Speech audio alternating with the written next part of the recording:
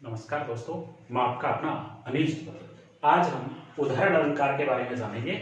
उदाहरण अलंकार किसे कहते हैं? देखिएगा, उदाहरण अलंकार क्या होता है? जहां पहले कोई बात कही जाती है, जहां पर पहले कोई बात कही जाती है, उसके तुरंत बाद उदाहरण स्वरूप या उससे मिलती जुलती कोई दूसरी बात कही जाती है, तो वहां पर उदाहरण अलंकार होता है।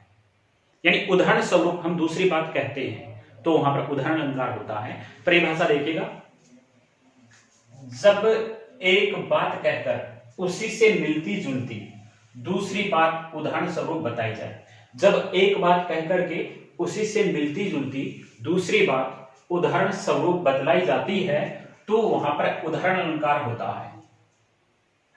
यानी एक बात कही जाए, उसी से मिलती जुलती दूसरी बात कही जाए। देखिएगा, इस अलंकार को पहचानने के लिए हमें क्या करना है? कुछ उपमावाचक शब्द होते हैं, जैसे ज्यों, जैसे, जिमी, जस, यथा, ये उदाहरण अलंकार में प्रयोग किए जाते हैं। देखिएगा, इस अलंकार की दृष्टांत अलंकार से समानता होती है। यानी यह अलंकार है, यह दृष्टांत अलंकार के समान होता है, या इन दोनों में समानता पाई जाती है। देखिएगा, जपत उदाहरण देखिएगा, जपत एक हरि नाम के पातक कोटि बिलाही, ज्यों चिनगारी एक ते घास ढेर जरी जाही।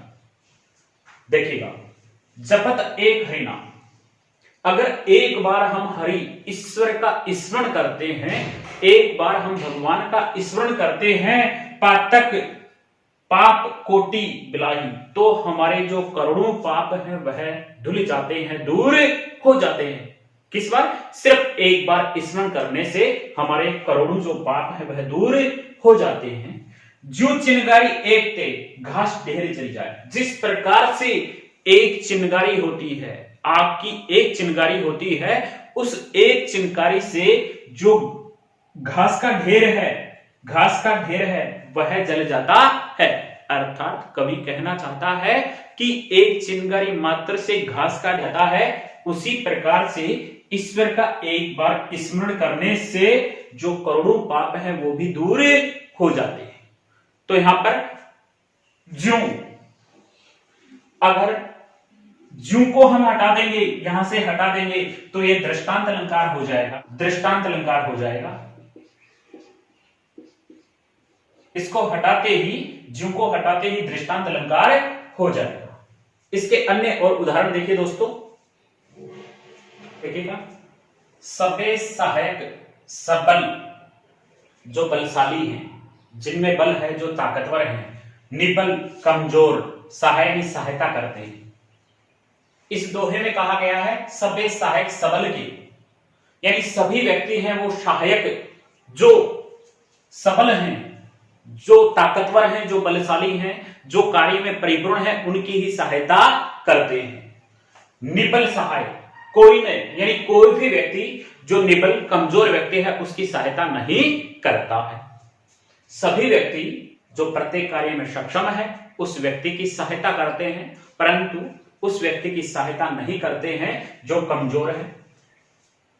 पवन जगावत आग ज्यों, जिस प्रकार से पवन यानी हवा है वह जगावत यानी जगाती है, आग ज्यों, जिस प्रकार से जो पवन है वह आग को जगा देती है, अर्थात अग्नि को प्रेरित कर देती है, उत्तेजित कर देती है। दीपी देत बुझाए, उसी प्रकार से वह हवा दीपक को बुझा देती है।